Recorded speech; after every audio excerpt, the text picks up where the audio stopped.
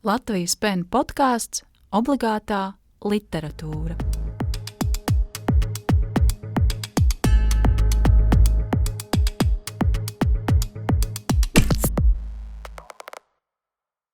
Šajā Latvijas pen podkāsta Obligātā literatūras sērijā jūs dzirdēsiet tikai 4 no brīnišķīgās grāmatas Vecāku būšana 98 stāstiem.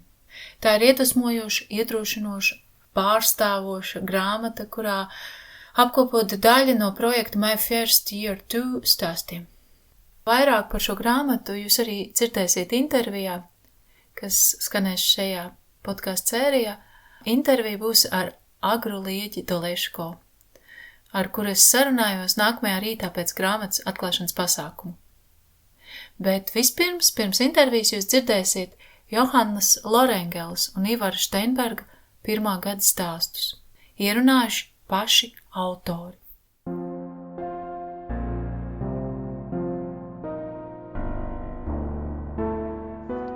Reizēm mātbūšana un vientulība šķiet sinonīmi. Vācu valoda, kas ir mana dzimtā, vārdā Mutterseelen allein, burtiskā nozīme ir vientuļš kā mātes dvēsele. Šo vārdu es izmantotu, lai raksturotu visdziļākas iedomājamas vientulības stāvokli. Mans pirmais gads bija pirms 6 gadiem. Dēls pieteicās pavisam neplānoti un negaidīti. Es biju ļoti jauna, un man bija ārkārtīgi grūti pierast pie jaunas dzīves un pienākumiem. Kamēr visi pārējie bija tur ārā un turpināja rādīt lieliskus mākslas darbus, es centos sevi saglabāt ilūzijā, ka man nav jāmainās. Tas mani radīja lielu stresu un dziļu vientulības sajūtu. Tālis piedzima ar lūpas un augstslēju čeltni, tāpēc viņa nebija iespējams barota krūti. Es nepārtraukti atslaucu pienu ar raudošu zīdaini rokas, un viņam bija jāvalka sāpīga ortodontiskā aparatūra. Es biju agrākās manis ēnā, nejūtu arī pieķeršanos dēlam. Kad pēc 5 mēnešiem pieņēmu lēmumu viņa barot tikai ar maisījumu, beidzot izjūtu brīvības sajūtu, kas man ļāva mūsu attiecības sākt veidot no jauna. 1. gada laikā dēlam bija 3 operācijas. Mēs dzīvojam starp 2 valstīm, ar manu ģimeni Vācijā un Tāļa tēvu Latvijā. Es izraudāju acis sausas un biju absolūti droša, ka nekad negribēšu vēl vienu bērnu. Arī globālā sasilšana ir visai draudīga. Bet domas var mainīties, un nesen mūsu ģimenei pievienojas arī meitiņa Falka. Biju cerību pilna par zīdīšanu, šitā kā tā sadziedēšu iepriekšēju brūci. Pirmās 3 nedēļas viss gāja labi, bet tad man pamatīgi samazinājās piena daudzums. Jā, tā var notikt un ir sāpīgi klausīties, kad cilvēks saka, dažas mātes vienkārši pietiekami necenšas. Manā gadījumā tas visdrīzāk bija saistīts ar operāciju, kuru piedzīvoju pusaudzes vecumā. Notikušais mani satrieca. Mani pārņēma drūmas atmiņas par neskaitāmajām naktīm, kurās raudot atslaucu pienu. Vientulībai šoreiz bija cits raksturs. Tā bija vientulība, kurā māte nākas pieņemt sirdī plosošus lēmumus.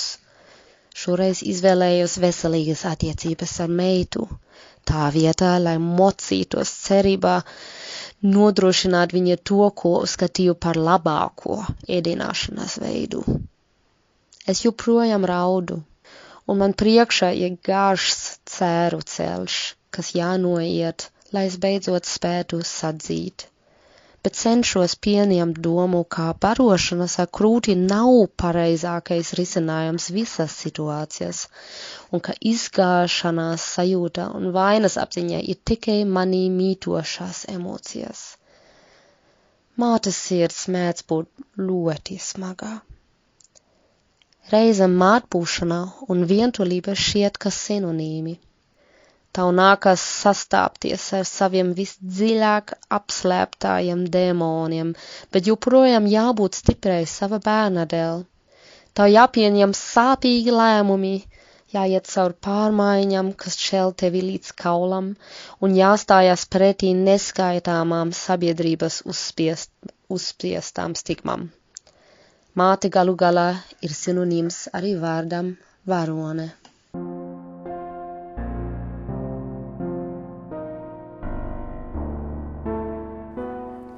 Ivars, 32 gadi.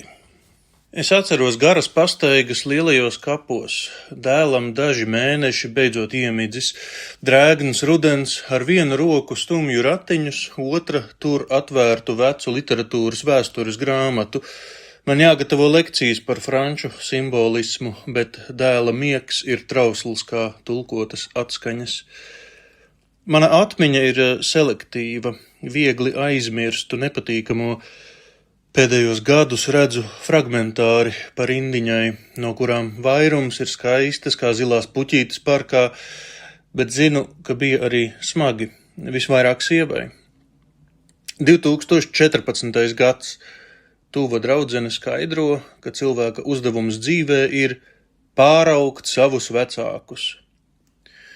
2019. gada pavasaris. Ar sievu nolemjam taisīt bērniņu. 2019. gada nogale vienojamies, ka neliksim bērna fotogrāfijas internetā, bet varēs tiražēt citādi. 2020. gada, pavasaris. Mainu autiņbiksītes baltā kreklā un kļūstu apkakāts, smejoties pa visu māju kā aptracis. 2020. gada agra vasara.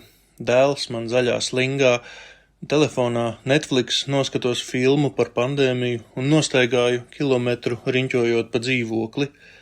Vēlāk, midzinot šūpuļu krēslā, tirpst mugura, izvēlos Long Journey Home kā šūpuļdziesmu, dungošu to turpmākos 4 gadus. 2020. gada rudens.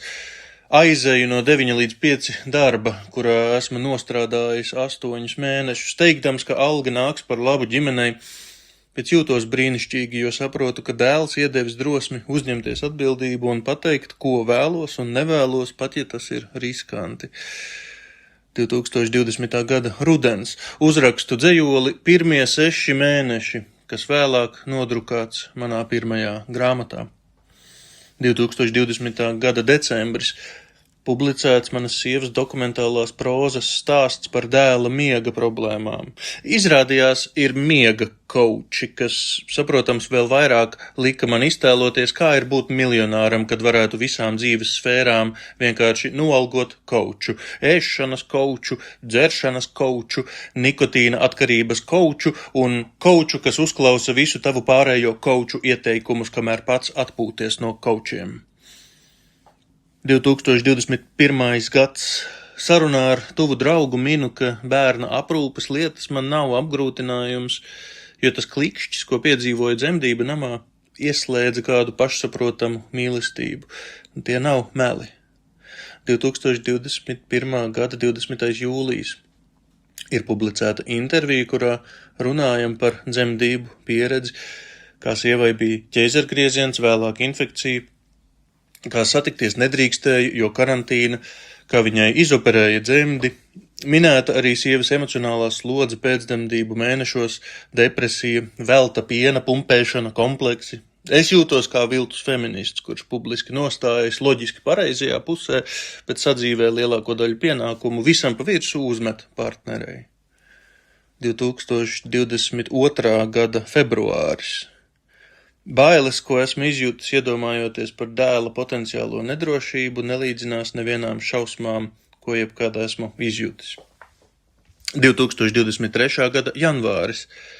Pēc vectēva nāves vairākas reizes sakliedzu uz dēlu, vienreiz pat stipri iesitu pa sienu ar dūri, maz ko tik ļoti nožēloju. Vēlāk iemācos ikdienā atkārtot mantru empātija un komunikācija, empātija un komunikācija. 2023. gads. Nezinu, vai esmu vecākus pāraudzis, bet noteikti esmu viņiem visu piedevis.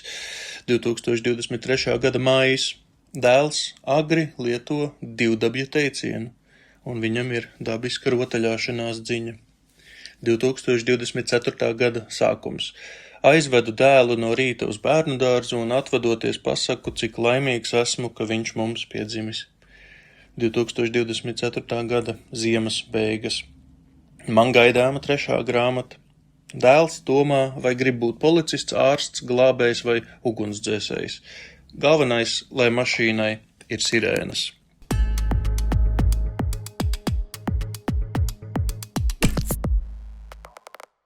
Es sarunājos ar Agru Lieķi Doleško, un mans pirmais jautājums Agrai ir, kā tu sevi pati pieteiktu? Čau, Inga. Es droši vien sanāk tā, ka dažādos kontekstos sevi piesaku dažādi, bet parasti saku publicisti, žurnālisti. Šobrīd es esmu arī diezgan daudz sāku strādāt savā ziņā ar kultūru nesaistītā nozarē, bet tam ir saistība ar Ukrainu, un arī Ukraina ir saistība ar žurnālistiku manā gadījumā, bet es esmu spērus kaut kādus nelielus soļus aizsardzības nozarē, kas ir saistīts ar personāla atlasi, bet tas ir tāds garš un sarežģīts stāsts, bet es mēģinu arī tajā izmantot žurnālistikas prasmes, tā kā, jā, šobrīd tā žonglēšana sanāk aizvien plašāk. Bet tu tikko arī biji Kijevā, ja? Es janvārī biju Kijevā, jā, uz nedēļu. Kā tu tur jūties, kā tur bija? Tad, kad man par to ir jārunā, tas ir dīvaini, jo es tur jūtos brīnišķīgi. Ierados ar vilcienu no Polijas robežas, kas ir tāds ierastais ceļš ar nakts vilcienu. Es braucu kopā ar savu tēti, ar kuru mums ir arī kopīgi darbi un projekti. Un, protams, ka tā pirmā diena pēc ierašanās bija mazliet baisa, jo patiesībā nevis pirmā diena, bet pēc pirmās naktas viesnīcā, kad es sapratu, ka ir bijušas trauksmes un man ir telefonā īziņas, kuras es neesmu pamanījusi no nakts, kur man saka skrien lejā uz pagrabu un tas bija kaut kāds šoka brīdis, kad es domāju, ko es te daru, vai man tagad dvieli ar slapjiem matiem jāskrien kaut kur vai nē, bet man šķiet, ka es tādā mini formātā sapratu, kā cilvēki pie lietām pierod vēja ātrumā, jo tās pašas dienas pēcpusdienā es biju jau parunājis ar vairākiem vietējiem, kur man izskaidroja, uz kuriem trauksmes signāliem un kā ir jārēģē, ja ir droni, vai ir nokačā aplikācijas, kurās te uzreiz atnāk ziņa. Ja ziņa ir par dronu, nedara neko.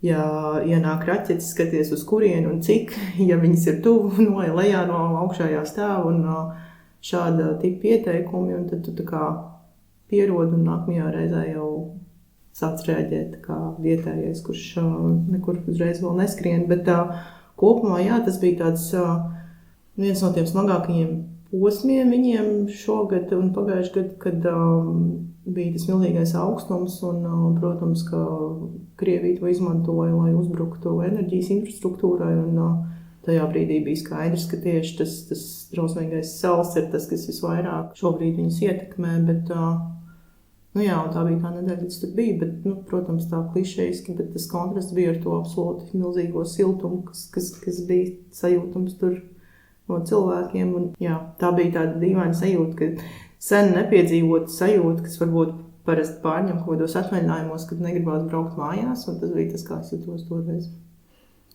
Jā, vai varētu būt, ka cilvēki, kuri dzīvo visu laiku tā kā krīzē vai nenoteiktībā, ka viņi kļūst siltāki un atvērtāki, es nezinu, vai kā tas ir. Vai tu domā, ka tas ir Ukraiņu temperaments, ka viņi ir tādi? Man šķiet, es esmu iepriekš Ukrainā bijusi tikai vienu reizi, 2017. gadā, tas jau bija pēc kara sākuma, bet pirms pilna mēroga kara, tā kā tādas sajūtas man bija jau toreiz, un es domāju, ir noteikti kaut kāda daļa šī temperamenta, bet es domāju, jā, tā situācija arī ļoti mobilizē uz svarīgāko. Un tagad tikko arī Krievija lieldienās bija drausmīgs uzbrukums Ukrainai, un tas šķiet tik nenormāli ciniski un vaiprātīgi. Bet kā tev šķiet, kā tas karš atrisināsies, vai Ukraiņi ir pieraduši pie tā kara. Protams, tas nav iespējams, bet kā tas ir, kā viņi jūtās par to, un kā viņi domā, kā tas atrisināsies, un kad tas beigsies, un kā tu jūties par to, kā tu domā, kad tas beigsies? Mums bija tajā nedēļā ar kolēģiem tāds workshops, kurā, principā plānot biznesu uz nākamo gadu nozīmē arī izteikt kaut kādas potenciālās 3 variantu hipotēzes par to, kas notiks. Un, tad nācās tā kā uzlikt uz galvu visus variantus. Bet ir skaidrs, ka vismaz tajā cilvēku lokā tā absolūtā apņēmība un absolūtā nepieņemšana tam, ka varētu notikt kaut kas radikāli negatīvāks nekā šobrīd, tas absolūti netiek pieņemts. Un kopumā mēs arī esam tādā nozarē šajā projektā, kas ir sadarbojusies ļoti ar Ukrainas valdību un strādājusi pie... Es tagad parādīšu, cik ļoti man ir slikts latviešu valodas zināšanas runājot par šo tēmu, bet tas ir saistīts ar valsts kompāniju pārvaldību un to, cik ļoti patiesībā tam ir liels sakars ar Ukrainas drošību un iespēju potenciāli iekļūt Eiropas Savienībā. Jā, man šķiet, ka tas, ka ir iespēja piedalīties kaut kādā mērā šajā attīstībā, virzībā prom no korupcijas un kaut kādu to valsts un privāto struktūras uzlabošanā un darbības uzlabošanā. Man liekas, ka tas ir kaut kas, uz ko es šobrīd tik ļoti fokusējos, lai nav jādomā par tām lietām, ko absolūti nav iespējams ietekmēt. Un jā, tas palīdz tā kā saglabāt kaut kādu pozitīvu skatu uz to. Tad darīt savu darbu un patiesībā vēl es arī tajā uzvilku arī žurnālisti cimdus pie viena un nointervēju vairākas lielākos uzņēmumus Ukrainā priekš žurnāla Ir nauda, kas gribēja tādu pārskatu par to, kā Ukrainas biznesam ir gājis par šiem pēdējiem 4 gadiem. Un es parunāju ar metalurģijas uzņēmumu, ar telekomunikāciju uzņēmumu, ar olu ražotāju, ar higienas preču ražotāju. Arī ar iepriekšējo vadības cilvēku uzņēmumā, kas sadarbojās ar aviosabiedrību, kas šobrīd jau nefunkcionē kopš kara sākuma. Un ar šo izņēmumu, ar līdzsabiedrību, kas principā ir tā kā būs jāatjauno no nulles un kur viss ir uz standby, visi pārējie uzņēmumi, viņi attīstās, viņi ne tikai ir spējuši noturēties ar ūdens, bet viņi ir pat auguši. Un tas, man liekas, kaut kas absolūti... Tie, protams, tie ir lieli, veiksmīgi uzņēmumi, kuriem vajadzēja izdzīvot. Es ticu, ka liela daļa, protams, arī cieta, bet šie uzņēmumi ir meklējuši citus tirgus, ir daudz... Man šķiet, ka tas... šis karš, kurš principā ir par Ukrainas atraušanu no Eiropas, ļoti lielā mērā vismaz biznesa vidē ir rezultājies pretējā, jo viņi ir, protams, momentā pārtraukuši jebkādu eksportu un sadarbību ar Krieviju un arī daudz vairāk atkarībā no loģistikas un transporta ceļiem aizvien vairāk ir tā kā nonākuši Eiropā un sākuši sadarboties ar Eiropas Savienības valstīm, tā tas arī, man liekas, ļoti pozitīvi. Un kaut kas līdzīgs noticis arī kultūrā, jo tik daudz Ukrainas literatūras, cik šobrīd ir iztulkots, protams, latviešu valodā ir daudz gan dzejas, gan prozas iztulkots un atzījots. Jā, bet vai tās intervijas vai apskats būs Ir naudā? Tas jau ir jau publicēts, ir publicēts šajā Ir naudas numurā, kas ir aprīļa numurā. Ir naudas aprīļa numurs. Jā, un tad tu minēji, ka tu esi publiciste un žurnāliste, bet tu studēji filozofiju, ne? Jā. Pastāst par to kaut ko. Tas lēmums bija tāds, es pēc 9. klases no Franču liceja pārgāju uz 1. ģimnāziju, jo es gribēju kļūt par ķīmiķi. Es aizgāju uz ķīmijas fizikas novirzienu, un studējot fizikas ķīmijas novirzienā, es paņēmu izvēles priekšmetu filozofiju, ko mācīja brīnišķīga bioētiķe, skolotāja Signe Mežinska, kuru mēs joprojām uzturam sakars, un viņa, tā kā atvēra šo nodaļu un tā kā lika saprast, ka tas, ko es iepriekš uzskatīju par literatūru, ka patiesībā, šis ir tas, kas apvieno to visu, ko es gribu. Es pievērsos tieši bioētikai, arī tur bija tas zinātnes pētnieciskais darbs tajā laikā, 12. klasē, un es zināju, ka tā īsti nav kontinentālā filozofija, ko var droši vien vairāk studēt Latvijā, un tad es skatījos, kas ir tas varbūt optimālais, un tā es nokļuvu Lielbritānijā, kur pasniedz analītisko filozofiju, un kur var arī piemēram, manā universitātē Lancasterā varēja savienot pirmajā gadā vairākus tādus priekšmetus, kas varbūt neliekās ļoti savienojami, tad es studēju gan bioloģiju, gan filozofiju, lai varētu fokusēties uz bioētiku. Tā ir filozofija, bet es pieļauju, ka tā nav varbūt tāda standarta kontinentālā filozofija. Latvijā vispopulārāk mēs domājam, Bet par ko tu rakstīji savus diplomu darbu? Vai? Es rakstīju par... tas saucās Prelingually Deaf as a Linguistic Minority. Tas nozīmē, ka tas bija par cilvēkiem, kuri ir piedzimuši kurli un kuri sevi klasificē paši kā lingvistisku grupu, nevis disability grupu. Jā. Es skatījos uz šo kultūras fenomenu kontekstā ar gēnu inženieriju, jo tieši, tas jau bija sen, tas jau bija tagad pirms 15 gadiem aptuveni. Es nezinu īpaši, kas par šo laiku tur ir noticis tajā visā, bet toreiz bija tā, ka tas bija tāds savu veidu aktīvisms, un nedzirdīgie, no dzimšanas nedzirdīgie cilvēki vairāk centās pārstāvēt to pozīciju, ka viņi netiecās uz šo integrāciju izglītībā, jo tas viņiem nekad nav bijis palīdzoši, ka viņus mēģina iekļaut parastā izglītības sistēmā, kur viņiem ir jāmācās lasīt no lūpām un runāt, ka tas aizkavē viņu izglītošanos un attīstību, jo viņi tik daudz laika pavada tieši cenšoties darīt šīs ļoti sev bioloģiski nedabiskās lietas. Tā vietā viņi vēlas, lai viņu valodu pieņem un atzīst par absolūti autonomu un normālu, un viņi var viņā sazināties un mācīties un sarunāties un attīstīties daudz straujāk, tā kā tam būtu jābūt. Un arī pašdefinēties kā lingvistiska grupa, kas transcendē varbūt pāri dažādām valodu grupām un etniskajai piederībai.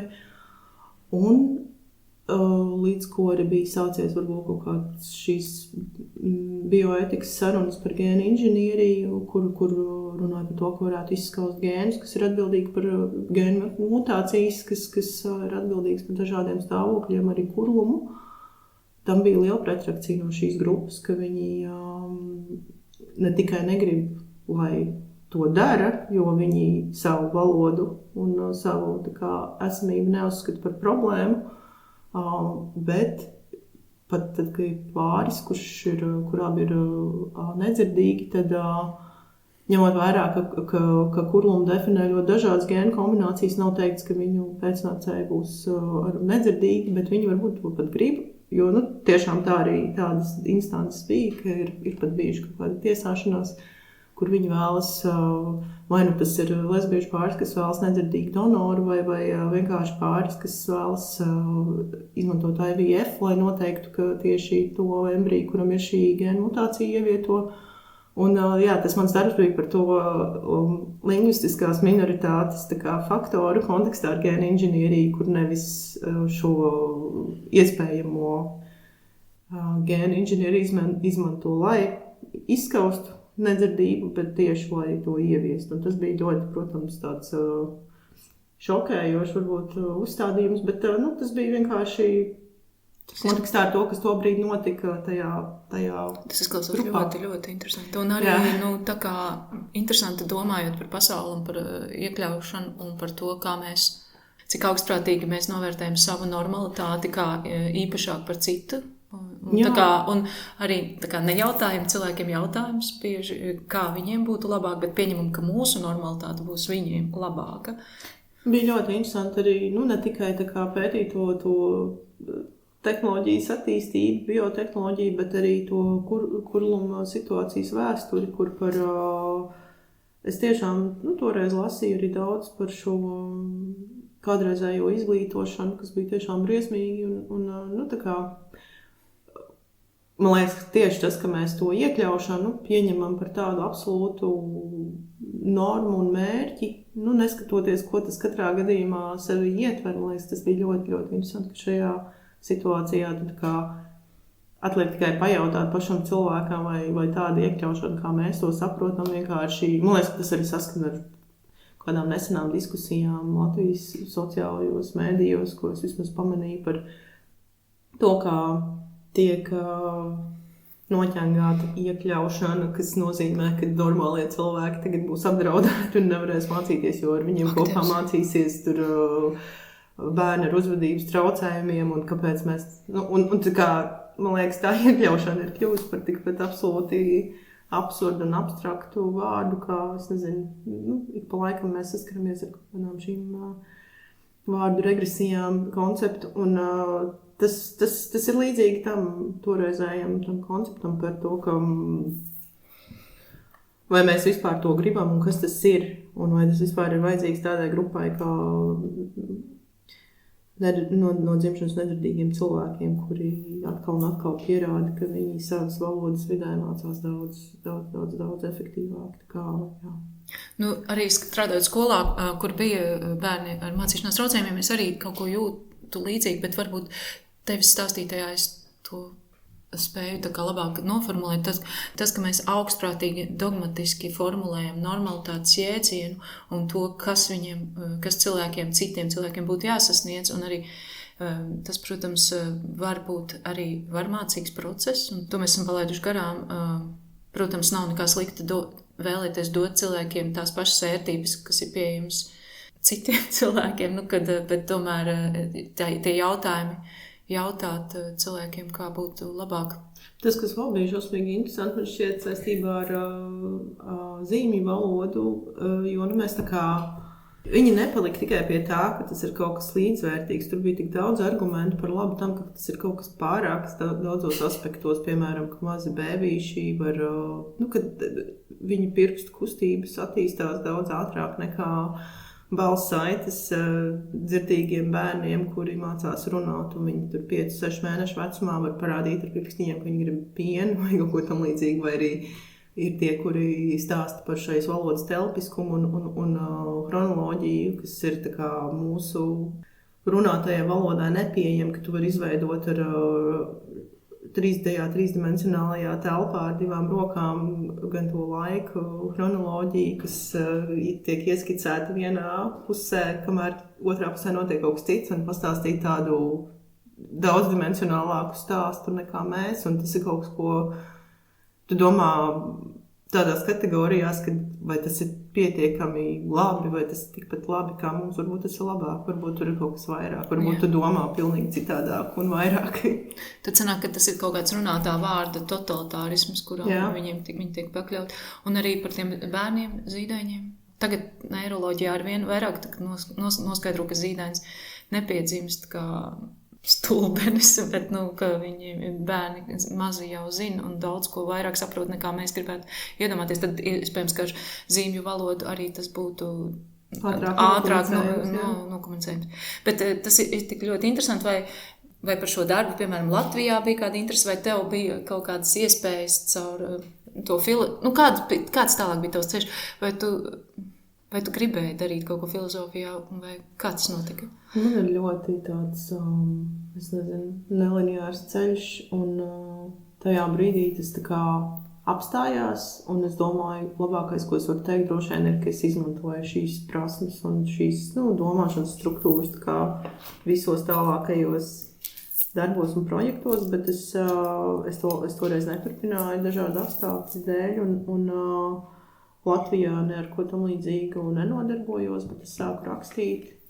atgriežoties Latvijā, es tā kā vairāk pieķēru žurnālistikai un rakstīju arī angļu valodā, kamēr, lai tā kā neizkristu no šīs valodas un jā, tas noved tālāk pie dažādām citiem projektiem, bet es domāju, ka tas ir tā izglītība man tiešām bija ārkārtīgi svarīga un es biju ļoti laimīga, ka es tur nonācu, es varēju mācīties gan zinātnes filozofiju, gan prāta filozofiju, gan protams, mēs mācījāmies arī kaut kādas no 20. gadsimta teorijām, bet kopumā es to uzskatu par tādu ārkārtīgi zinātnisko domāšanas metodi, kas ir palīdzējusi vienmēr arī turpmāk.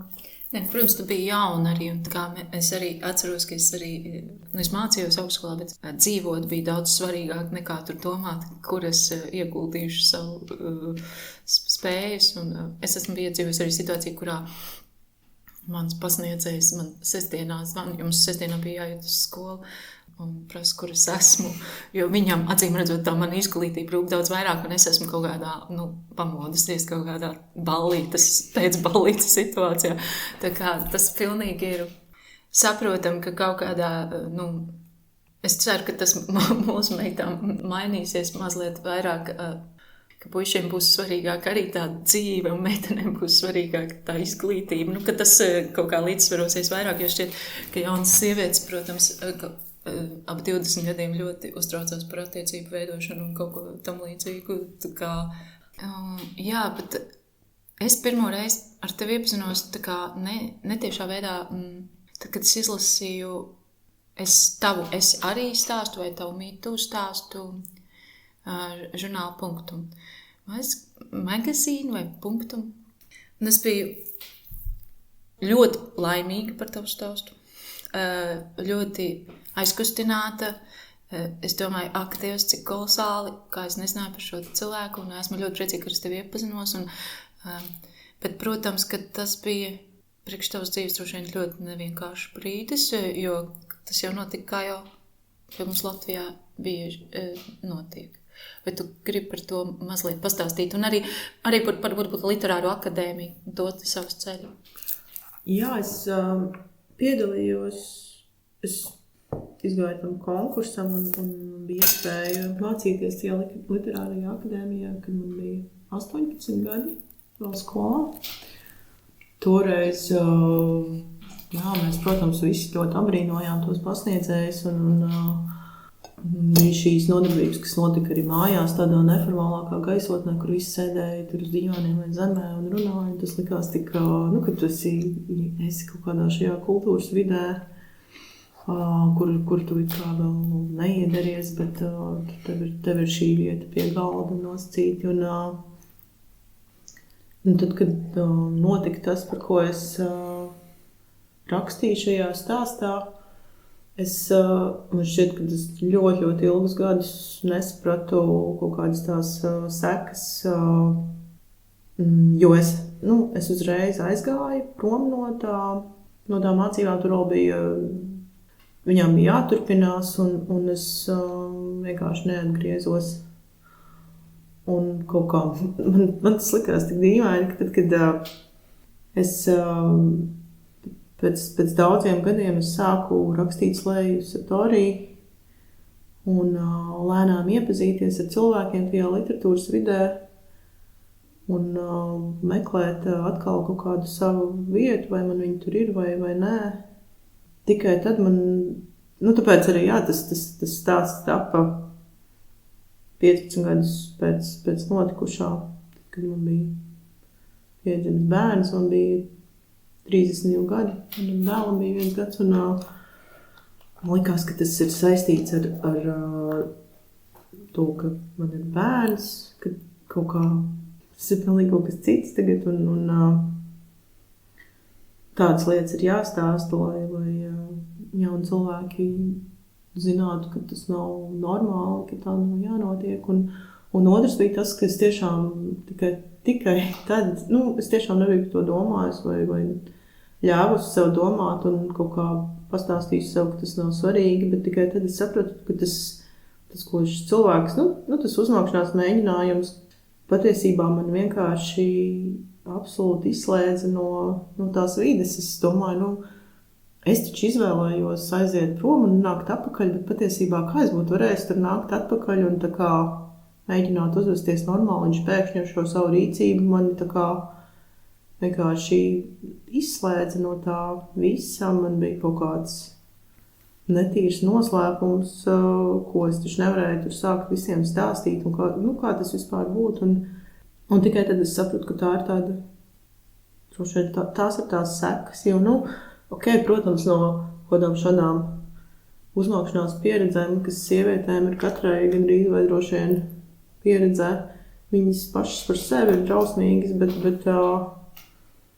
es nezinu, vai grūti spriest, kādu tas atstāja varbūt nospiedumu, bet tieši šī izolēšana no kaut kādas vidas, kurā tu tikko esi sācis spērt kaut kādus solīšus, un kur tev tik ļoti vajag to atbalstu un pārliecības došanu, ka tev vajag turpināt, un tev vajag uzticēties šiem cilvēkiem, kur tev dod padomus vai kritiku, un kuriem droši vien būtu jābūt tiem, kas tev palīdz tālāk tur virzīties, kaut ko iesaka, un notiek kaut kas šāds, tāds absolūti izolējošs.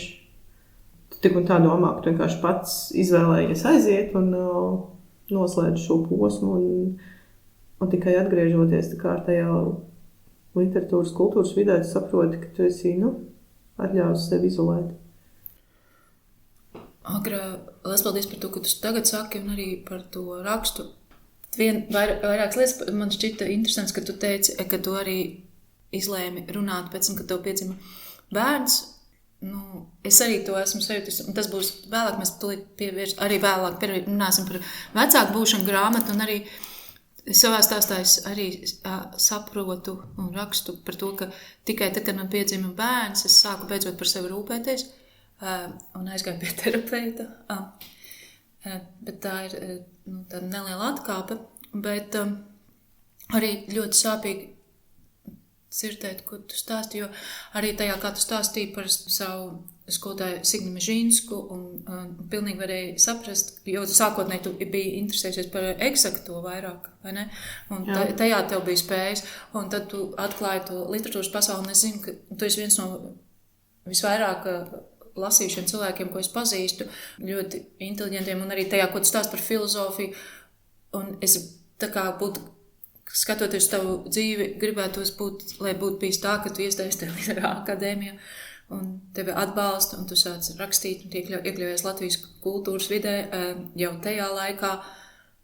Un tas noteikti būtu tevis mums visiem daudz, un šīs stulbuma dēļ, šīs varmācīgās uzvedības dēļ no pasniedzēja, tu tiec izsviest, mēs tevi zaudējam arī. Mēs zaudējam arī tavas spējas kā sabiedrība. Un, protams, visa tā sarežģītā situācija, kurā tu sevi tā kā vaino, ka tu pat esi aizgājusi. Un tad pēc tiem 15 gadiem, kad tu uzraksti tevi rakstu, sabiedrība rēģē tā, ka pilnīgi pareizi, ka tu aizgāji tajā reizē, jo absolūti viņi tā kā izolē tevi vēlreiz, bez mazvai. Un, protams, arī tur ir tas moments, kur es pazīstot šo cilvēku, konkrēto cilvēku, un arī pazīstot to vidi, es ticu, ka kaut kādā veidā viņš tiešām nesaprata, par ko ir runa. Kaut kā, viņš to vienkārši tā varmācība ir tik normalizēta, un jaunas sievietes arī, man liekas, ka tas bija tavs spēks, ka tu tā kā aizgāji, bet ir droši vien vairākas sievietes, kuras tā kā, tā ir, kaut kā ar to ir jāsadzīvo.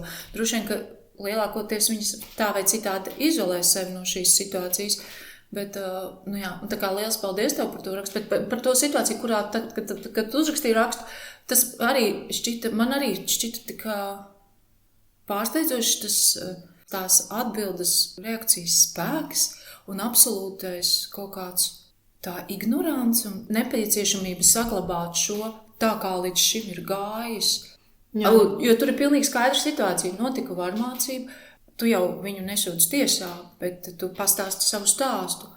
Bet tas atbildes reakcijas vājprātīgais spēks arī, godīgi sakot, arī apliecina, ka tur nav nekāda šauba, ka tev ir taisnība, bet viņu mēģinājums saglabāt šo status quo tādā, kā mums gājas, tā mums būs. un visu to arī sieviešu pēkšņā pamperēšanās ap šo tēlu, tas tika ļoti pārsteidz.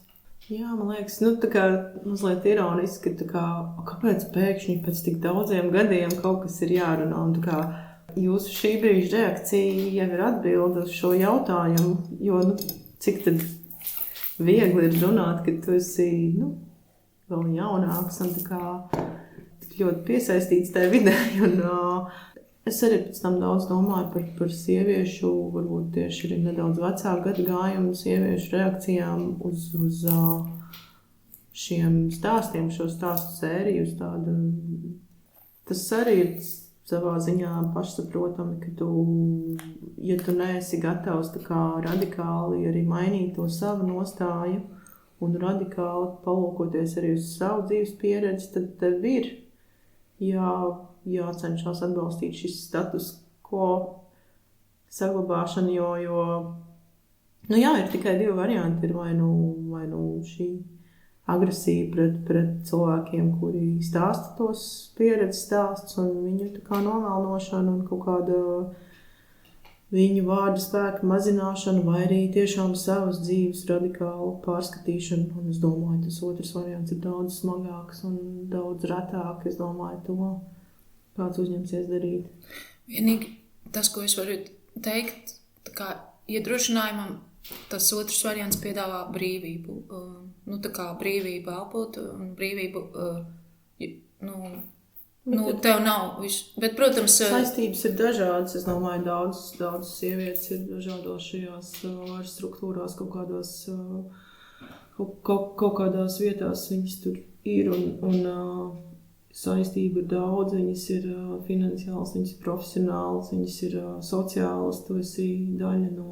Es arī tomēr esmu, man šis outsider status, es domāju, ir ļoti palīdz, jo es nedzīvoju Latvijā un es arī šajā vidē tomēr esmu tikai ar vienu kāju, es varu apgriezties un darīt kaut ko citu, man ir citi sociālie loki, kuros apgrozīties, un tāpēc varbūt tas ir daudz vienkāršāk. Protams, ka nekad nav vienkārši publiski runāt un saņemt pretreakciju, bet es neesmu tik ļoti atkarīga no tām struktūrām. Es domāju, ka man nav arī, nav tik viegli pārmest cilvēkiem, kuri ir ar viņām saistīti un kuriem daudz kas ir no tā atkarīgs. Tā kā tā brīvība tur ir, bet viņi ir ļoti sarežģīti panākami.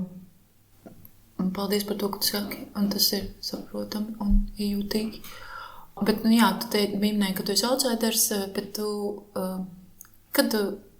tas ir interesanti arī kaut kādā ziņā paradoxāli, ka tieši tas liktenis tā izveidojies, ka tu tomēr aizbrauci no Latvijas un tavu dzīvi veidojas Polijā, bet var pastāstīt arī bišķiņ par to, ko tu tur dari, jo tu dari tik daudz, tu spēlē orķestri un gatavojies triatlonam. Jā, es tagad jau 7 gadus dzīvoju Polijā.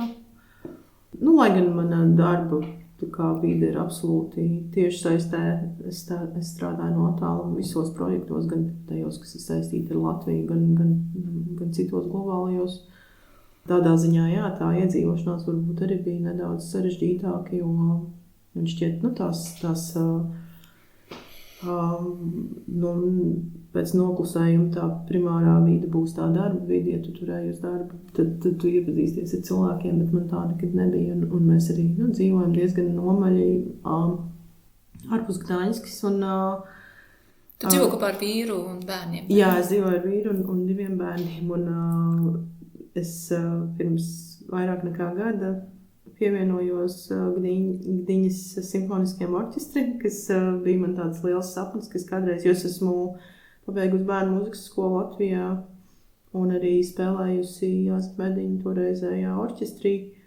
Un es nebiju spēlējusi 20 gadus orķestrī, un es vienmēr ejot uz klasiskās mūzikas koncertiem nopūtos tā nostalģiski un domāju, vai tas kādreiz varētu tomēr vēl notikt. Un tagad tas ir noticis. Es sēžu pie pirmās pults, 2. violēs Gdiņas simfoniskajā orķestrī un spēlēju koncertos. Un es tāpatās katru reizi vēl jau diezgan daudz koncertu ir nospēlēta. Bet tā sajūta ir tāda mazliet maģiska. Tā ir tāda forša vide, kur tu satiec tos savus cilvēkus un man šķiet arī tāda radikāli atšķirīga vide no jebkuras citas, kurā es esmu, tāpēc, ka viņa nav saistīta ar tādu personīgo izaugsmu un sasniegumiem, lai gan, protams, kur teikt, ka šī spēlēšana ir saistīta ar izaugsmu un mēs gribam, lai mums ir labi rezultāti, bet tieši tas, ka viņi ir tik kolektīvi šie sasniegumi un izaugsmi, ka tas nav absolūti saistīts ar vienu individu spējām, bet gan to, ka visi dara visu iespējamo, lai tas strādātu kā kolektīvs, un tas kaut kas manā dzīvē bija tāds absolūti unikāls un pietrūkstošs, jo es kaut kā spēju visu, kam es pieskaros, pārvērst sacensībā, tas ir briesmīgi. Un es tiešām esmu laimīga, ka es atradusi kaut kas funkcionē radikāli pretējā veidā. Es saprotu, ko tu saki, bet tam ir arī rezultāti. Tu izvirzi mērķi un tu viņu sasniedz. Un tad... Jā, bet tu arī minēji vēl vienu lietu, es gribēju par Poliju paprasīt un par tieši ar orķestru sakarībā, jo kaut kad mūsu sarunā tu teici, ka Polijā, un es sapratu, ka Polijā tu mazliet veido tādu tā kā, tu esi tā kā Latvijas sūtne, un tu veido to patriotisko kaut kādu bezmazai audzināšanu Latvijas, kas Latvijā iespējams, nezinu kā būtu, ja tu būtu Latvijā, bet aizbraucot tur, vai tu par to vari mazliet pastāstīt? Jā, un es esmu diezgan pārliecināta, ka esot Latvijā nekas tāds nenotika. Es nekad neesmu bijusi tāda izteikta patriote un neesmu arī rūpīgi svinējusi Jāņus savā dzīvē līdz šim, bet jau 4. gadu pagājušajā vasarā es rīkoju Jāņus un es esmu iegādājusies tautas tērpu un es esmu nopirkusi rokām darinātu treideksni un es esmu uzaicinājusi 70 cilvēkus savā paziņu lokā un arī savus orķestra. Pagājuši gadu jau arī varēju uzaicināt savus orķestra biedrus un kopīgi bīt vainagus. Viņi ir poļi pārsvarā. Viņi visi ir poļi, jā, visi. Un viņi kopā nospēlēja, viņi atnāca ar instrumentiem, nospēlēja pūt vējiņu un izstūmu man priekšā dziedāt, un tas bija tāds tiešām man šķiet viens no tādiem fantastiskākajiem mirkļiem manā dzīvē, kad es jutos tā kā tik ļoti pieņemta un arī, tā kā tur notika tik ļoti tāda intensīva šī emociju apmaiņa un, šī kaut kāda vēstījuma, ka tu vari padalīties ar to, kas tev ir. Jā, tas tāds, es to saucu jokojoties par trimds latviešu sindromu, bet katrā ziņā tas ir ļoti forša pieredze, un es noteikti to turpināšu. Izklausās aizkustinoši, brīnišķīgi. Bet jā, par to dažādām pieredzēm, tad mēs nokļūstam pie tās vecāku būšanas. Tā ir grāmata, kurai vakar bija prezentācija atklāšana Āgenskalna tirkus siltumnīcā, un to ir izdevusi izdevniecībā Scentum, bet tas ir tavs, Agras un Elīnas Brasliņas un Elīnas Bērziņas projekts. Labi, bet varbūt tev būs, es zinu, kas tas ir, bet varbūt tu vari saviem vārdiem pastāstīt, kas tas ir. Jā. My First Year Too ir primāri Instagram radīts projekts, kas sākās tieši pirms 5 gadiem, 2021. gada aprīlī, kad manam dēlam bija 3 mēneši, un es sēdēju mājās un domāju par šīm grāmatiņām. Man arī kāds, man šķiet, bija labu gribot uzdāvinājis to albumiņu Tavu mazulīšu 1. gadiņš, vai viņi nāca līdz kaut kādam žurnālam, es neatceros, bet... Man liekas arī... Dažādās dzemdību iestādēs viņus dod dažreiz. Un šis albumiņš man likās tāds absolūti tāda esence tai ironijai, kas pavada šo mātes ceļa sākumu, kur tu bērnu piedzimstot pēkšņi paliec absolūti otrā plānā. Tev šī grāmatiņa, kas ir man mazulīšu 1. gadiņš, ne tikai tas tā kā tev pavēsta tādos pasteļtoņos, kas atgādina to skolotāju no Harry Potter 4. filmas, kur ģērbās rozā drēbēs un ļoti varmācīgi sodīja visus. Ne tikai tas tev pavēsta, ka tagad mazulītis ir centrā, bet arī to, ka tev ir jāsavācās un jāspēj ne tikai viņu aprūpēt, bet arī visu pierakstīt un piefiksēt un līmēt bildes un skaitīt tur kilogramus un gramus, un tas ir tagad tavs darbs. Un mēs ar Elīnu Rasliņu bijām jau sākuši strādāt kopā, kad es sāku rakstīt Satorijas lejas aptuveni gadu pirms tam, vai pat, aptuveni gadu iepriekš es sāku, un viņa ilustrēja šīs lejas, un tas bija tik brīnišķīgi, Viņa tik labi redzēja to, kas man ir galvā. Man liekas, man bija vienmēr tā sajūta, ka viņa nevis lasa viņas, bet viņa tā kā, tādas nevis tos neveiklos vārdus lasa, bet nolasa, ko es esmu domājis īstenībā. Un tas bija tiešām skaisti. Un es ar viņu sarakstījos par šo ideju, ka varētu tomēr parunāt par to mammas pirmo gadu, ne tikai par tā mazojušu pirmo gadiņu. Tāpēc arī nosaukums My First Year Too ir atsauc uz šo, kad tas ir arī mans pirmais gads, un arī es kaut kā viņā esmu joprojām, un es kaut kā jūtos, un varbūt nevienmēr tik brīnišķīgi, lai man būtu laiks zīmēt albumiņā. Un mēs domājām, kāds varētu izskatīties, mēs gribējām šos stāstus no sievietēm, no mamām, un mēs nezinājām, vai kāds mums viņus sūtīs, bet mēs domājām, ka jāpamēģina, un mēs gribējām šo vizuālo identitāti veidot, lai ne tikai tas būtu skaisti, bet arī, lai būtu šī anonimitāte, ka nav jāliek tās savu bērnu bildes internetā, un tad mēs aicinājām sievietes sūtīt stāstus par savu pieredzi bērnu pirmajā gadā un bildīti, ko Elīna tad pārvērt ilustrācijā. Un cilvēki sāka sūtīt, un tie stāsti bija kolosāli, un kaut kā man šķiet mums ļoti, ļoti ātri izdevās nokomunicēt to, ka šī ir tāda droša kopiena, kur tu vari stāstīt arī par negatīvo, un neviens tev nemēģinās aizvērt muti ar šis tavs laimīgākais laiks dzīvē, un tu pati to gribēji, un vēlāk tu nožēlos, ka tas tik ātri pagāja, gribēs, visu, ko parasti saka, bet mēs jau arī nezinājām, kāda būs tā reakcija, bet kaut kā tiešām ļoti ātri bija skaidrs, ka gan stāstu autori, gan lasītāji ir tādi, viņi ir noķēruši to sajūtu, kas mēs esam un kāpēc, un viņi ir ļoti atbalstoši. Un mēs, protams, arī aicinājām savus draugus un paziņas dalīties ar stāstiem, un tagad tas ir izaudzis par tādu projektu, kurā kopā jau ir Instagramā ir vairāk nekā 400 stāstu, un ir tapusi arī šī grāmata, kurā ir izlase daļa no stāstiem nepilni 100, kas ir sadalīti 12 nodaļās tematiskās, un vakar bija grāmatas atklāšana. Un arī es biju tajā grāmatas atklāšanā, un reāli tas bija tik aizkustinoši, jo tur bija tik dažādi, un visi tik aizkustināti varbūt, bet arī ļoti priecīgi un laimīgi tie cilvēki. Un tas bija superīgi, un arī tie stāsti bija tik dažādi. Tad gan tas homoseksuāla vecāku narratīvs,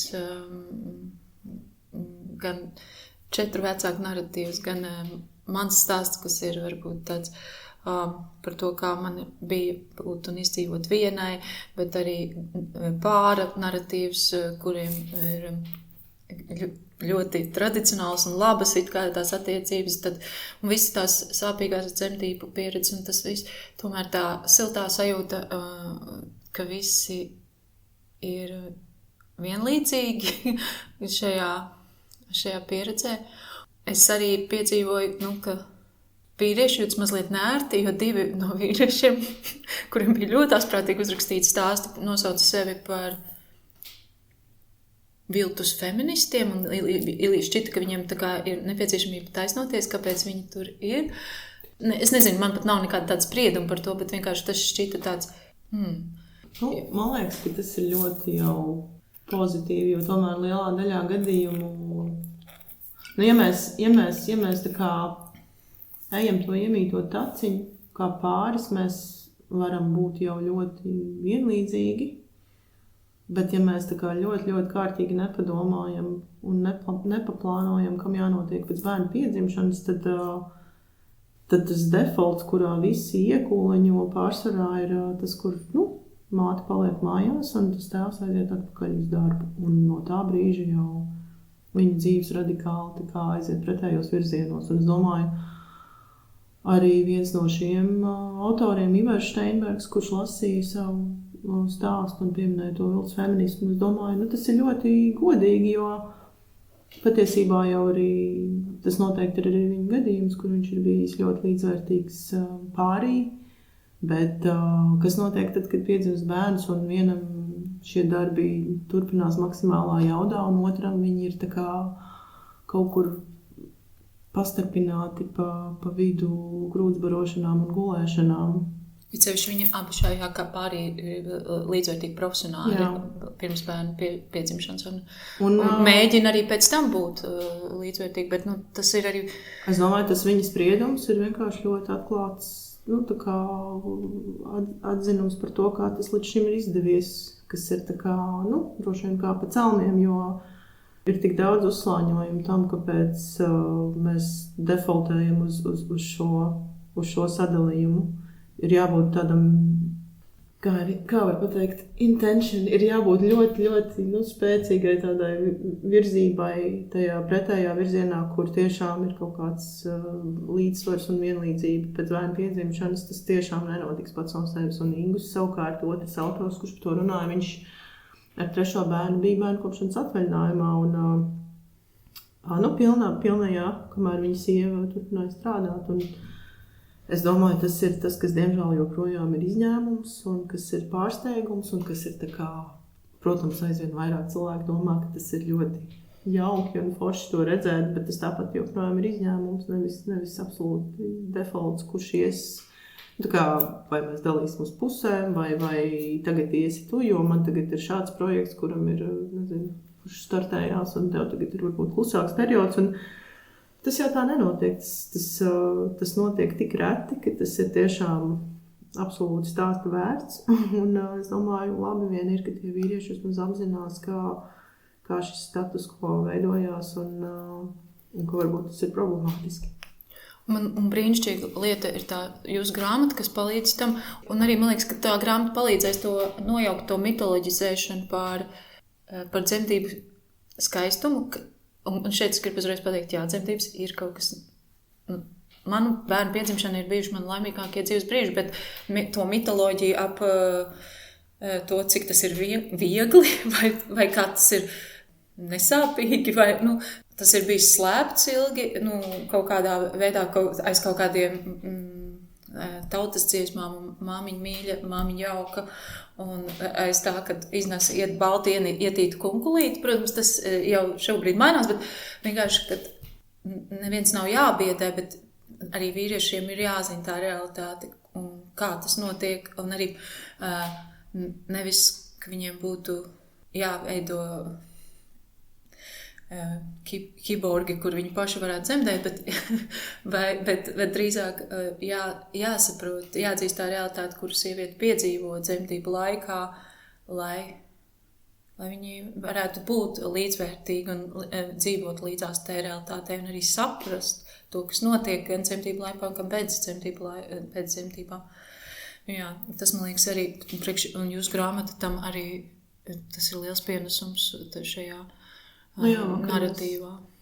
Vakar izskanēja arī Liepas Rūtas dzejols par dzemdībām, kā pirmais lasījums, man liekas, tas bija ļoti iespaidīgi, un ja vēl kādam bija ilūzijas par to, kas tur notiek, vismaz no klātesošajiem, tad droši vien tas tās sagrāv, bet kopumā šī dzemdība tēma, patiesībā tas tik bieži arī, ne tikai tas realistiskais attēlojums, bet arī, piemēram, šī negatīvā pieredze stacionāros no medicīnas personāla puses. Tas, cik bieži tas atkārtojās daudzos stāstos un dažādos veidos uzpeldēja, un arī bija ļoti skaidrs, ka tas ir kaut kas ar ilgtermiņa sekām, nevis vienkārši viena slikta diena tavā mūžā. Un tas mūs ļoti mudināja toreiz šai tēmai pievērsties un veidot to pētījumu par vardarbību dzemdībās. Mēs sākumā veicām nelielu aptāju savā platformā, kurā patiesībā piedalījās beigās 500 vai 600 mātes. Un rezultāti bija diezgan dramatiski, un mēs vēlējāmies to veikt arī tādā valsts līmenī ar pētniecības aģentūras palīdzību, un aģentūra Norstat piekrita to veikt par brīvu, un Mēs piesaistījām sociālo zinātņu pētnieci Olgu Procevsku, kur ļoti palīdzēja un piedalījās. Un, tad tap šis pētījums, kas parādīja tieši tāds pašs rezultāts kā mūsu Instagram aptauja, ka 37% sieviešu ir piedzīvojuši šo darbīgo attieksmi. Un skaidrs, ka pats par sevi tas vēl nenovada ne pie kādām pārmaiņām, bet vismaz šī pārliecība, kas bija, man šķiet daudzām sievietēm, ka viņas pašas ir kaut ko nepareizi izdarījuši, nav sadarbojušās, vai ka tas vienkārši ir normāli, ka tādas lietas notiek, ka tas, ka tu jūties par to slikti, nozīmē, ka tu esi vienkārši pārāk vājš un tev ir jāsaņemās. Tas, ka tu redzi, cik daudziem tas notiek un cik negatīvas ilgtermiņa sekas tam ir, tas tiešām, man liekas, jau ir daudz. Ļoti svarīgi, jā, man liekas, ko jūs darat. Un šīs būtu tēmas, par kurām būtu jārunā tiem cilvēkiem, kuri uztraucās par demogrāfiju. Tieši tā, jo mēs uzdevām arī jautājumu toreiz pētījumā, vai šī negatīvā pieredze ir ietekmējusi to apņemšanos tām sievietēm, kuras ir gribējušas vēl vienu bērnu vai otro vai trešo varbūt, vai tas ir ietekmējis šo lēmumu pieņemšanu. Un tad tur bija, es neatceros precīzi, man šķiet vairāk kā 20% teica, ka jā. Un tad tā kā lūdzu, jūs interesē demogrāfija, neiet pie cilvēkiem, kuri negrib bērnus, bet varbūt ejiet pie tiem, kuri grib, bet viņus traumē stacionāros tādā mērā, ka viņi pārdomā. Varbūt tas ir tāds vienkārši praktisks veids, kā panākt to, ko jūs gribat. Jā, un arī mēģiniet mainīt narratīvu par to, kāds atbalsts ir vajadzīgs sievietei un kāds atbalsts ir vajadzīgs bērnam un kā ir jāsadala līdzsvaroti atbildības. Jo vakar arī varbūt man tās domas bija klīdušas apkārt, bet vienā no autoriem, kas lasīja vienu no pēdējām, viņa runāja par dusmām un viņa ļoti skaidri priekš manis kaut kā noformulēja to viņa tajā salīdzinājumā par to, ka viņa ir dusmīga uz šo netaisnīgo darbu salīdzināšanu, kurā darbs, kur tiek pelnīta nauda un vara, tiek skaitīts par svarīgāku nekā darbs, ko viņa dara audzinot bērnu. Un kaut kādā vērā es par to padomāju, es domāju, uz tā balstās visu mūsu sabiedrības varas struktūra. Jo, ja tas mainītos, ja šis darbs, audzinot bērnu, tiktu uzskatīts par līdzvērtīgu, tad jau vīrieši daudz labprātāk, manuprāt, arī iesaistītos, jebkurš cilvēks, jo šobrīd ir lielā mērā tā, ka tas ir jādara tām sievietēm verdzenēm. Mēs darām nopietnu darbu. Es šobrīd pārspīlēju, protams, klausītāji, bet mēs darām to nopietno darbu, mēs ejam un pelnām, un tā ir mūsu dzīve, un mēs attīstam un veidojam progresu, un tad mājās kalpones audzina mūsu bērnus. Man šogad bija vēl viens projekts, podcasts Normāla ģimene, 3. sezona. Vienkārši es ļoti daudz par šo domāju, klausoties, runājot ar vienu no pāriem, ar Anetu un Miķelu Bendikiem, kuri audzina 2 dēlus, no kuriem viens ir ar īpašām vajadzībām. Un man liekas, ka tieši tajā, tādā, to var nosaukt varbūt tādu ekstrēmākas aprūpes modeli, kur tā aprūpe ir tik atšķirīga un tik ietilpīga, ka viņa ļoti acīmredzami atšķirās no tām, kas ir tādas, ikdienišķā laika pavadīšana ar bērniem, sēdēt mājās ar bērniem. Ir skaidrs, ka viņa bērns prasa tādu aprūpi, kas nav sēdēt mājās ar bērniem, ko var norakstīt uz to sievietes pašizvēlēto hobiju. Un viņi abi to arī pārunā to, ka kaut kādos posmos, kad ir tur bijis vairāk vai mazāk no ārpus piesaistītas palīdzības, pirmkārt viņi ļoti labi apzinās, cik tas maksā, ka kāds rūpējās par bērnu, tad, kad actually tev ir vajadzīgs kāds cits, kurš to izdara, lai tu var strādāt, un tad kaut kādos brīžos tā ir bijusi Aneta, kur vairāk pavada laiku ar bērniem un aprūpē, un tad Miķels teica, cik viņš skaudri apzinās to, ka viņa tagad dod viņam šo iespēju iet un strādāt to algoto darbu, uzņemoties šo darbu, un liekas, tas tā kā, patiesībā tas ir tas, kas notiek vienmēr, ja tu esi ģimenē, Ja jūs esat kopā, ja jums abiem ir bērni, tad tas cilvēks, kurš šajā brīdī ir mājās, ja tāda situācija ir, bērni ir mazi, ir tas, kurš dod tam otram iespēju iet un darīt kaut ko citu vai otrādi.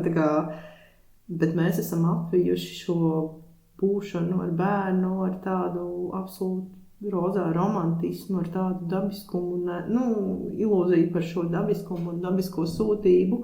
Un intuīciju un to, cik tas ir pašsaprotami, ka tu to dari un gribi to darīt un kā tas ir jādara. Un tas vienīgā, kas to var.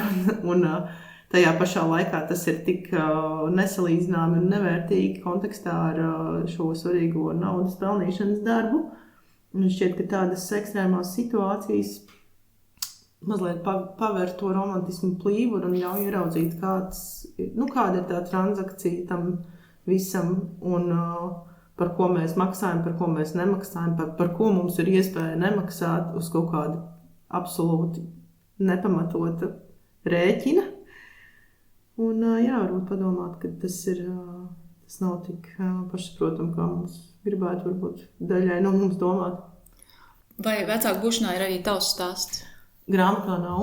Grāmatā man stāsts nav. Mēs izvēlējāmies, ka mēs savējos tur neiekļausim. Mums ar Elīnu stāsti ir uzrakstīti un publicēti kontā, bet mums bija sajūta, ka grāmatā ir ļoti daudz no mums. Elīna izjūta to tā, ka tur ir visas šīs ilustrācijas, jo grāmatā ir ne tikai stāstu, ilustrācijas, publicēto stāstu, bet arī visas pārējās arī kontā publicēto stāstu. Savukārt es esmu rakstījusi katrai nodaļai ievadu, un mums likās, ka tā kā mūsu tur jau ir gan. Un tā tad ir Instagram konts, My First Year Too, ja? Jā. Un podcasts, vai viņš vēl skan Latvijas rādio, vai kā tur ir? Ir izskanējusi pagājušajā nedēļā pēdējā 3. sezonas epizode, bet pilnīgi visas 3 sezonas vēl ir pieejamas Latvijas radio platformā un arī citās podcastu platformās, Spotify, Apple. Jā, un es nākot uz šo interviju, es atcerējos tādu lietu. Tas nebija tā apzināti, bet pirms kāda laika, tad, kad bija žurnāla Rīgas laika jau beigu fāze, bet mēs to nezinājām, ka tā bija beigu fāze, tad man Justīna Vernere jautāja, vai es gribētu uztaisīt sarunu ar kādu. Un es teicu, jā, es gribu ar Agru Lieģi Teleško uztaisīt to sarunu. Un tad tālāk... Sekoja klusums. Nē, Justīna teica, ka viņa parunās. Es ticu, ka viņa arī parunāja. Un tad jau arī, pēc kāda brīža jau arī... Bet, tomēr iznāca vēl vairāk numuri. Tad bija Rīgas laiks, kā to teikt, izšķīda visumā. Bet es priecājos, ka man izdevās ar tevi tomēr parunāties un aprunāties šādā formātā.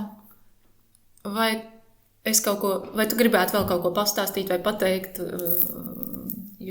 Man šķiet, ka par šo grāmatu, par vecāku būšanu, pirmā gada stāsti, mēs to sev noformulējām kā tādu ceļa maizi jaunajiem vecākiem, ne padomu, ne kaut ko biedējošu, bet tādu nelielu atbalstu, kas varbūt apzinās pats to, cik maz tu vari tajā brīdī cilvēkam palīdzēt. Tas ir tā kā kāds, kurš ir kaut kādā procesā, kurā tiešām viņš nevienu nevar paņemt līdzi, bet varbūt nedaudz pieskarties, padot roku, padot ūdens krūzi. Es domāju, ka tā ir ļoti laba dāvana no cilvēkiem, kuri šos jaunos vecākus mīl. Un varbūt viņiem nebūs laiks grāmatnīcā iedziļināties tajā, kāds ir vēstījums, un varbūt tas ir labi, varbūt tas, ka cilvēki, kur ir aizmirsuši vai nezina, cik sarežģīti var būt šī vecāka būšana, varbūt ir labi, ka viņi redz šo rozā ietvaru, šo vizuāli skaisto mierinošo ietvaru. Man šķiet, kas tiešām atgādina šī man mazlīša pirmo gadiņu, albums. Un mēs šo mazliet subversiīvo vēstījumu varam tajā mazliet ieslēpt, un varbūt viņš tādā veidā nonāk pie šī īstā adresāta. Es ceru, ka tā būs. Jā, grāmata ir ļoti skaista, un viņa ir nopērkama visu kaut kur, vai ne? Jā, lielākajās grāmatnīcās un arī Satorī veikalā. Jā, un tā bija saruna ar Agru Lieģitu Leško, kas ir rakstniece un filozofe un publiciste un organizē visādus kolosālus projektus, un kopā ar Elīnu Brasliņu un Elīnu Bērziņu un mākslinieci noformētāju Anetu Krūmiņu ir izdevušas grāmatu Vecāku būšana. Un es gribētu arī varbūt vēl pateikt paldies Scendam komandai un redaktorai Annai Jauziņai, kas man šķiet ir tiešām brīnišķīga redaktore un kas ir tik daudz darījusi arī šajā māksliniecības tēmā Latvijas literatūrā. Paldies! Un paldies, Inga, liels, ka uzaicināji. Paldies!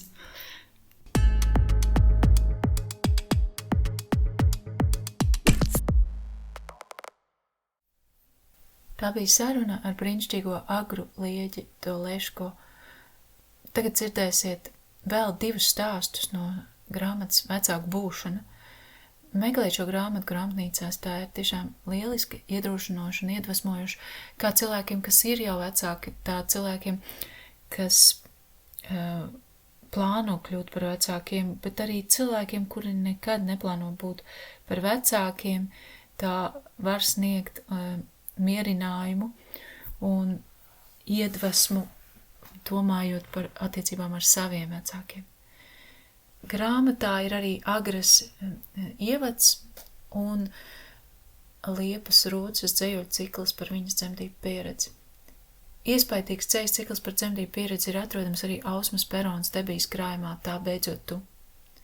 Lasiet šīs grāmatas un atrodiet spēku grūtiem dzīves brīžiem citu pieredzēs. It kā neizteiktas vai ignorētas skumjas pārvēršoties dusmās, bet šajos darbos skumjas, ilgas, laimīgums ir tik spēcīgi un skaisti aprakstītas, ka tas ir pārvērtušās skaistumā un var dot spēku ikvienam lasītājam.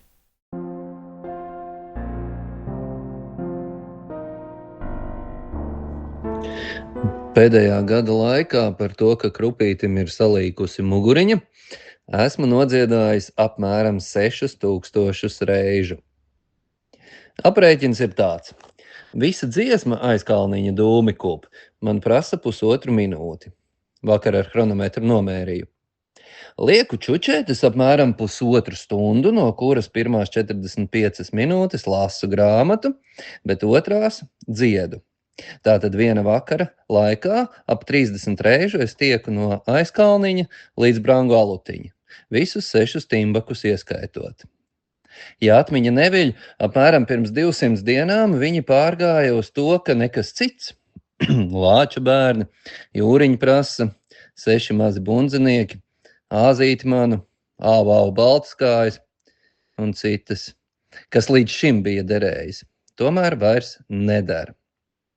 Tā man sanāca tās 6000 salīkušās muguriņas, izņemot tās reizes, kad aizdomājos un nejauši nodziedāju sakumpušas. Un ap šo vietu ir pilnīgi skaidrs, ka šis uzdevums uzrakstīt My First Year Too ir slasts. Ja teikšu, ka esmu kaifā no šiem ikvakara timbakiem, tad man pārmetīs, ka blefoju. Ja teikšu, ka būtu labāk dzīvē izticis bez tiem, aizrādīs, ka tādam bezatbildīgam nīkulim, kas nevar bērniem pat dziesmiņu padziedāt, nevajag taču tos bērnus radīt. Un tas ir tā par visu. Timbaki jau ir tikai viena ilustrācija 10 citu ikdienas pienākumu.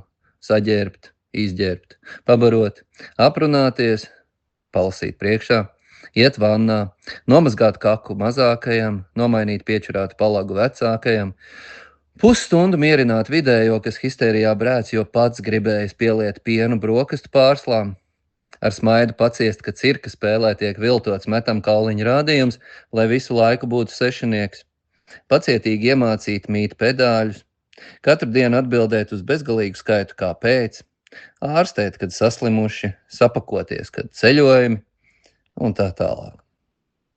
Un tomēr joprojām tā ir tikai neliela daļa no tā, kas jādara vīrietim, kurš paņēmis bērna kopšanas atvaļinājumu situācijā, kad ģimenē 4-gadniekam un 2-gadniekam pievienojas jaundzimušais.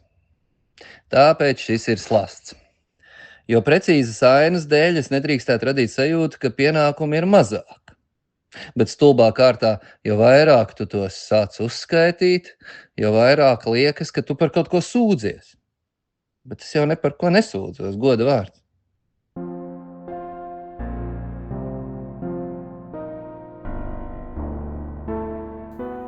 Es nedomāju, ka viss notika pareizi, tā kā tam būtu jānotiek, bet es biju un esmu laimīga, ka kaut šim apgalvojumam iekavās nāk līdzi arī par to, ka izdzīvoju. Mani divi pirmie gadi bija visgrūtākie manā mūžā. Kaut gan arī pēc tam ir bijuši grūti gadi ar slimībām, ar sāpēm, ar intensitāti un emocionalitāti, pirmie 2 gadi tomēr bija grūtākie, jo lielā mērā es tos pavadīju viena ar bērnu un attiecīgi pēc tam ar bērniem. Es nebiju tā to plānojis. Tagad, kā mūsu zemē pieņemts, man būtu jāsāk stāstīt, cik ļoti es mīlu vīriešus, kā man viņi patīk, kā es viņiem neko nepārmetu, jo pati jau pie visa esmu. Nē, tā nebija. Vīriešu izvēles nebija un nav mana atbildība, bet es mīlu vīriešus un īpaši savu bērnu tēvus, kuri savā noteiktā veidā palīdzēja radīt mūsu brīnišķīgās meitas. Tomēr viņu pirmajā dzīves gadā un arī tālāk viņa atbalsts varēja būt citādāks, nobriedušāks vai, teiksim, varēja vienkārši būt. Jāatzīst, ka es savā 31. dzīves gadā, kad pasaulē ieradās Alisa Lī, arī nezināju gandrīz neko par to, kas ir realitāte ar bērnu. Tomēr es tur biju. Samulsuši, šokā, neizgulējusies, sevi vainojoši, neko neprotoši, tomēr es tur biju. Pateicoties Alī, es arī beidzot sapratu, ka man ir nepieciešams psiholoģisks atbalsts, jo līdz tam jau viss bija štokos, kaut kā kliboja pa pasauli. Tomēr bērnam es to nodarīt nespēju. Šobrīd es domāju, ka ir jādara viss, lai sievietes zinātu, ka viņas ir tā vērtas, lai par sevi rūpētos arī pirms bērnu piedzimšanas, vai pat tad, ja viņām nav un nekad nebūs bērnu. Par Teodēziju viņas teica rūpējās vairāk, tomēr viņš savukārt izvēlējās ārkārtīgi neveiksmīgu brīdi, lai aiziet no ģimenes. Teo bija tikai 2 mēneši. Pirmais gads bija tiešām, intensīvs. Toties tā gada laikā es kopā ar citām sievietēm norganizēju sieviešu stand-upu, apmeklēju tā mēģinājumus un sapulces kafejnīcās, izaicinot vietējās sabiedrības uzskats par zīdīšanu publiskās vietās. Tas arī bija gads, kad Alisa Lī sāk iet jaunā skolā 2. klasē, un mēs ar Teo viņu uz to pavadījām. Tad es Teodēziju baroju skolas patrepē, tad viņa iemiga, tad es stumjot ratiņus pa velosipēdis celiņu skrēju atpakaļ. Skrējus nevis tāpēc, ka man būtu jāpaspēj uz darbu, tik prozaiska situācija nebija, kaut uz darbu man bija jāpaspēj, bet es vismaz strādāju mājās, bet tāpēc, ka tas bija veselīgi.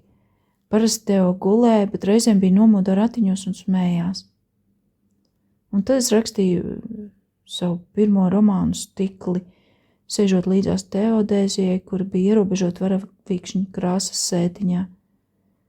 Teo es zīdīju līdz 3 gadu vecumam.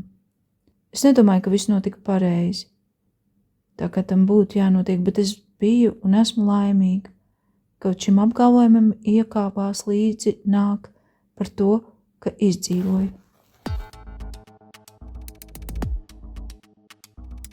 Latvijas PEN podkāstu veidoja Inga Gaila un Anete Valaina. Muzikālu noformējumu veidojas komponiste Linda Leimana. Podkāstu obligātā literatūra atbalsta Valsts kultūra kapitāla fonds.